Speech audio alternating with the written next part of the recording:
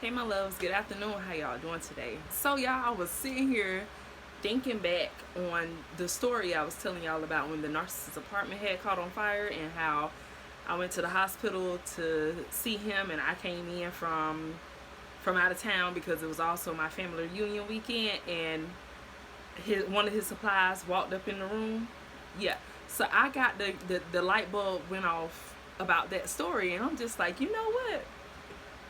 I think I know clearly what was going on that day now. Like, now that I'm on the other side of the narcissist trauma, I know a little bit better now. So, like, this is what I came up with. So, I told y'all he was. Now, okay, so let's take it back. At this point, we had been separated for 6 months, and then we ended up getting back together. He gaslighted, hoovered, and manipulated me back into the relationship by calling himself proposing to me and telling me he want to marry me. But he didn't get down on his knee. All he said was, I want to marry you. Okay, I always mess that up every time I get ready to say it. He says, I'm going to marry you. Basically saying, I'm not asking you to marry me, I'm telling you I'm gonna marry you or whatever. That's how he broke it down to me or whatever. So that's how we ended up back in the relationship or whatever. So in the midst of us, we're in the honeymoon phase, he ends up in the hospital, which is around the time that my family reunion is supposed to be going on too. So at this point, he's trying to manipulate and gaslight somebody.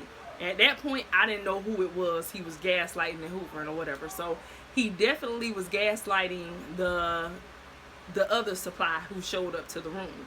And this is why I'm gonna say he was gaslighting her and probably gaslighting me too.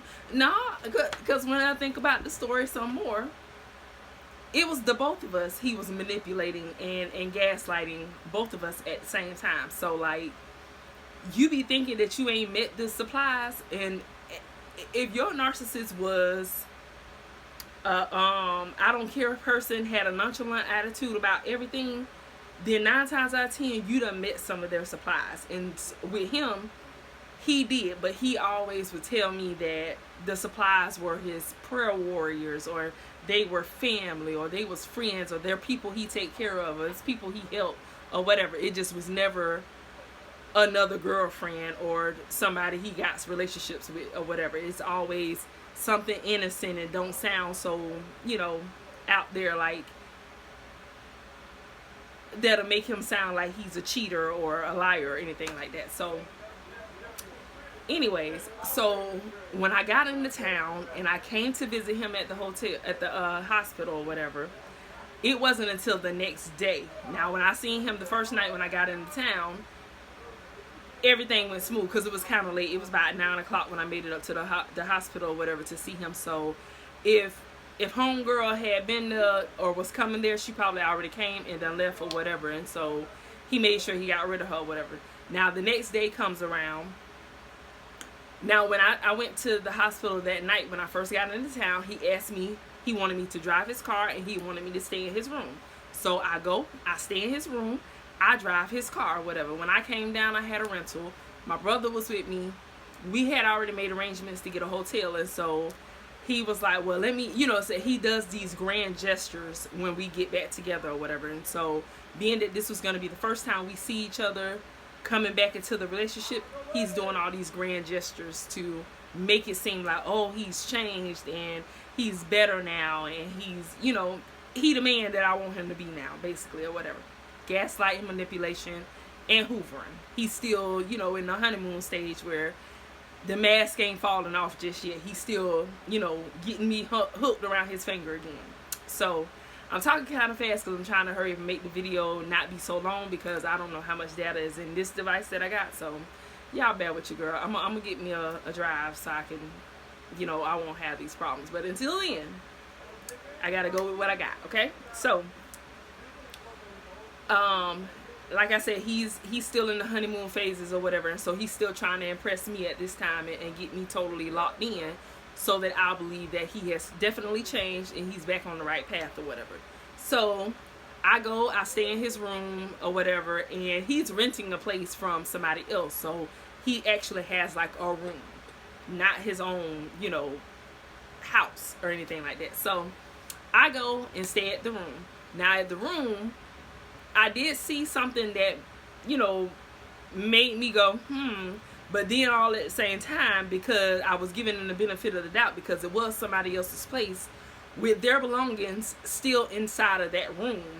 I don't know who to put it on, but I figured, because at this point I don't know who this house actually belongs to that he's getting a room from. It could be a woman, it could be a man, but it turns out to be a man. So in his room, there was a lady's underwear just hanging up on a suitcase, but this stuff was like kind of piled up to the roof. So that's why I said I'm gonna give him the benefit of the doubt, because it could be his stuff and it could be the owner's stuff that's in there.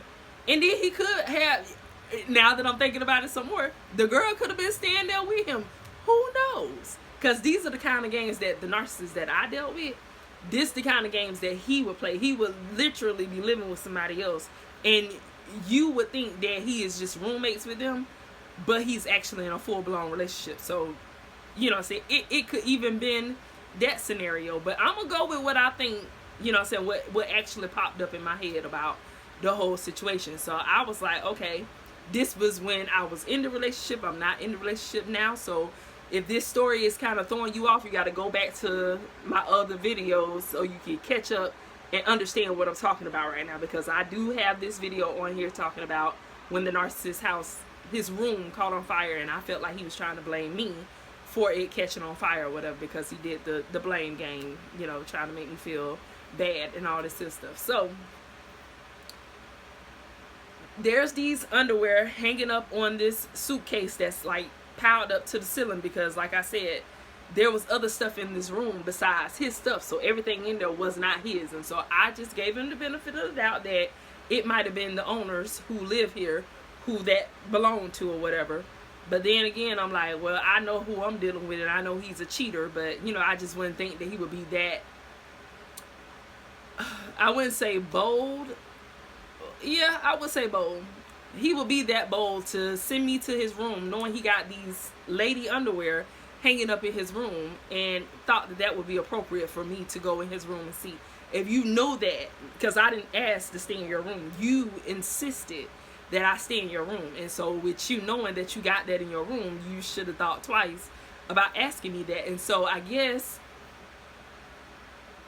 with the narcissist thinking that I'm slow and don't get it or whatever, that I would just think what I thought at that moment, because I was in the fog of things, and I, was just giving him the benefit of the doubt, like I told y'all. So I see this, I go ahead and just like, all right, that could belong to somebody else, so I ain't gonna click on him about that or whatever, you know what I'm saying? Despite the circumstances, he in the hospital, I ain't gonna start no drama with him, I'm gonna let it be. But if something pops up that makes me feel like that kind of coincides with the same issue that's going on at hand, then yeah, I'm gonna go ahead and bring it up. But for now, I'm gonna let it go, and I'm just assume that it's somebody else's own. So I left that alone. I didn't make a big deal about that. I never questioned him about that until later on in the relationship, once I started feeling like, okay, you really think I'm stupid or whatever. So now I see that, I give him the benefit of the doubt of that. And so now here's the next day, the day that the house catches on fire. I leave there. Now when I left, just so y'all know that I was not the one to start the fire. When I left there that morning, everything was fine. I didn't smell smoke. There was nothing. I didn't cook when I was there. I literally just slept there, got dressed, left, and went on to the hospital. And that was about 8 o'clock in the morning. I went on ahead and left and got out of there or whatever, because I felt uncomfortable in that space anyway or whatever. But then, I felt uncomfortable because he wasn't there. So I went on ahead and left and went on to the hospital where he was at. So when I get there to the hospital, I go ahead and I grab me some lunch on my way up there, and while I'm sitting there eating my lunch, this lady knocks on the door. This woman knocks on the door, and I tell her come on in, because I'm thinking it was the doctors or a nurse or something. So when she opens the door, she kind of peeks her head around, and I'm sitting directly in front of when you open the door of the hospital room, you'll see me, because I'm sitting like right up against the wall. So I'm the first thing you're gonna see. You don't see his bed, you don't see him or whatever. So when she opens the door, she sees me. And so when she opened the door, she was excited. She had a nice smile on her face. And then when she seen me, it kind of went awkward.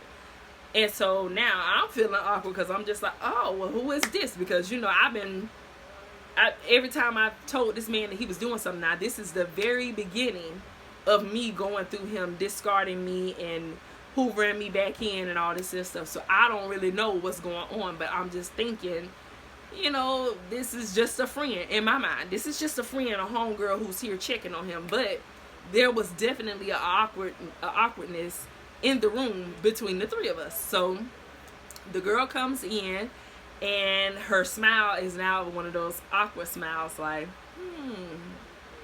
hi, is what she said to me. And I said, hey.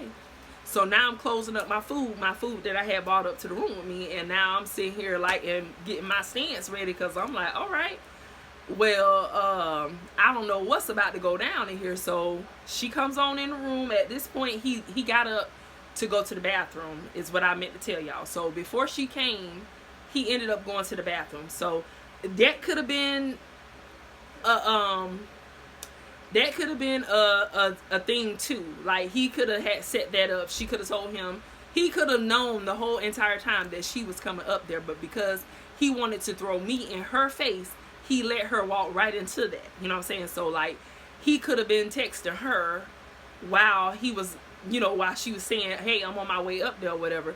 And instead of him stopping her or, you know, trying to keep his stuff under wraps or whatever, he allowed her to come up there. So I believe that when she said that, all right, I'm in the hospital down at the bottom getting ready to come up to the room, I think he got up and went to the bathroom so that way he doesn't have to deal with the initial sting that happens when you first get caught up in a situation. So he's in the bathroom and then he comes out of the bathroom and she's already in the room, because maybe he was thinking, well, maybe if I go to the bathroom and she see the other woman sitting here, maybe she'll turn around and leave and she won't actually stay in the room. But no, the lady ended up coming on in the room and standing there, and she was asking me how he was doing and everything. And by that time he was coming out of the bathroom, the nurse was on one side holding him up to bring him back to the bed. Now, let me tell y'all something. Him going to the hospital, the narcissist that I dealt with, he would use that as a form of punishment. A way of punishing you and making you feel bad for something you did to him. Or maybe you caught him in a lie, so now he want to make you pay for it by going to the hospital. So you'll feel bad, think you did something wrong, and then now you want to apologize and you want to do all these nice things for him because you want to get in his good graces. He does things like that. He's done it to me several times, that now the hospital don't even accept him in like that no more. He still can get away with it, but they don't keep him as long as they used to, with nothing actually being wrong with him. So a lot of those times that he's did this, there was actually nothing wrong with him. That was him using the hospital and his medical condition, which is sickle cell. He was using that to his advantage to make people feel sorry for him or whatever. And so I believe that that's exactly what was going on at that time. So I'm thinking that homegirl must have did something for him to, you know, want to start punishing her. He wanted to throw me up in her face. And so I feel like she did something to him, and now he's trying to get his lick back. And so he gonna let her come up there to the hospital room, know that I'm sitting there, and want her to feel like, dang, so you got this other woman sitting up in here and I'm looking stupid. Which I'm feeling the same way too, because I'm like, so you just gonna let her, okay, so you just gonna bring another woman up here. But this is something I've always felt like. This is what I've been trying to catch for the longest. Like all those times that he went to the hospital trying to make me feel bad about confronting him about something he did wrong or whatever. Those times that he would do that, I would pop up at the hospital randomly so I could see if there's another woman sitting in that chair acting like she his woman.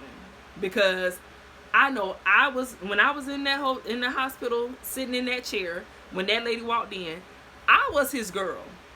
But she could have been also walking through that door as if she was his girl. So y'all see what I'm saying? He used me to punish her, to make her feel bad. So like, whatever she did, she was getting punished. So she got punished two ways. She got punished for him, by him, because now he done ended up in the hospital. And then he go to number two, he actually got a physical woman sitting in this hospital room with him. And so it looks crazy. So, I mean, the lady stood there. It was awkward. It was very, very awkward. But she stood there. She kept her cool or whatever. And me, I'm on the other hand like, baby, I'm just waiting for it to go down in here. And as soon as it do, I'm finna tear this. We gonna tear this hospital room up, baby. If anybody come after me. Because I ain't got nothing to do with this. This between y'all. But I'm just trying to figure out who I am in this situation. And so, at this point, he finally goes ahead and she was asking him some questions or whatever. And he was like, yeah, my girl came from Georgia to take me back with her. And I'm like, oh, you going back with me? So that was he threw me off, put me in the middle of it. And now I'm confused because that wasn't our plan. And from the jump, you know what I'm saying? The plan was he was going to eventually come because we did, you know what I'm saying? I wasn't in the place yet because we got the place together, but he was gonna eventually come so we could get the place, which we actually did that or whatever. And so it just wasn't gonna be at this time. I wasn't ready for him to, but it happened. I made it, you know, so I got prepared and brought him on back with me or whatever. And so we did just what he said we was gonna do, but that was like he was going above and beyond to throw me in this lady's face and make her feel like crap for whatever she did. I don't know what she did, but I'm telling you, he used me to gaslight that lady and to manipulate her and to be a punishment to the supply. So he tells her, yeah, my girl came from, he said my fiance came from Georgia to bring me back home and told me I had to get my stuff together and it's time for me to come home, basically is what he told her. And so I'm looking at her while he's saying these things to her because I'm watching. I'm looking at body language and everything. And I know with everything in me that that woman, at that moment, was in her mind, she was his woman. And they was just going through a situation. And here I am on the other end. In my mind, I'm his woman too. And we're just getting back together. And so, you know, that. Y'all, listen, I've been sitting here thinking about this situation. I'm just like, boy, it was right there in my face and I didn't even notice it. Like, for real. He had the supply right there in my face. Had me in her face. And we both are looking confused because neither one of us expected another woman to be in this room with this man. But he knew I was coming to the I don't know, I keep wanting to say hotel, but we did live in hotels and stuff too, so it ain't that far-fetched. But I didn't expect for another woman to walk through that door while I'm there visiting him. Not saying that another woman couldn't come visit him, but with his background and the way that he moved, ain't nobody his friend. If it's a woman and it's got of a JJ or something like that, it ain't a friend. He got some type of dealings going on with this woman, and that's what I always knew. But at the time, I could not shake it. I didn't have no boundaries. I didn't have no standards. At that time, I was in a low place. But now I'm not there anymore. But I'm just telling y'all, I was thinking about that thing. I'm like, you know what? He was playing with that lady and me all at the same time, all in one walk on the same exact day. And then he just kind of dropped that lady on her tail by telling her, yeah, my fiance. Which I'm sure he had never told her anything about a fiance at all, because she was his girl too. She was his supply too, but his girl, you know what I'm saying, respectfully, she was his girlfriend too. But she was being discarded right in front of me, and then here I am on the other end like, okay, hey, yeah, he picked me. But now that I'm sitting back thinking about that, all of that was jacked up. It was all disrespectful to me and to her. And you should never be put in a situation like that. I mean, he just hit that lady with, oh, this my fiance. And I'm quite sure, I know he ain't told her he was engaged to nobody. And it don't even seem real because I ain't have no ring on my finger. So he just talking. That's all it ever been, was talk. But I was okay with that, because we're going to be honest about it. I was okay with him just saying, I'm his fiance. But it was a new thing for me, because when it came to a woman, he never admitted that I was even his girl to another woman. He always just didn't either introduce me, or if he did, he wouldn't say babe. It was just crazy. But all of that stuff is on here, y'all. But yeah, that's what I was thinking about, and just realized how he was playing with me and her all at the same time on the same day in the same room. That was crazy. Y'all, these narcs, the narcdacity is what I done heard right here. The narcdacity of these narcs, baby. I'm telling you, don't care about nobody but theyself. And if a fight would have broke out, he would have been so happy. He would have felt like the man. But it didn't. And it won't, not on my behalf. But anyways, y'all, that's what I thought about it. And I had to tell y'all what I just realized, because I didn't see it that way when I was in it. But now I'm on the outside, and this is how I see it now. Like, dang. But I got a whole lot of other realizations too, because like, it's a whole lot of different scenarios that he done put me in that I was blinded to at the time. But now I'm on the outside looking in, and I can be like, you know what? He did that to me. It is crazy. But y'all have a great day. Love y'all. Grow something. Fall in love with yourself. And listen, I can't say it enough. Start growing your own food. Don't let me tell you again. Grow your own food. I'm telling you, it comes in handy. And you're going to need it. All right? I love y'all. Bye.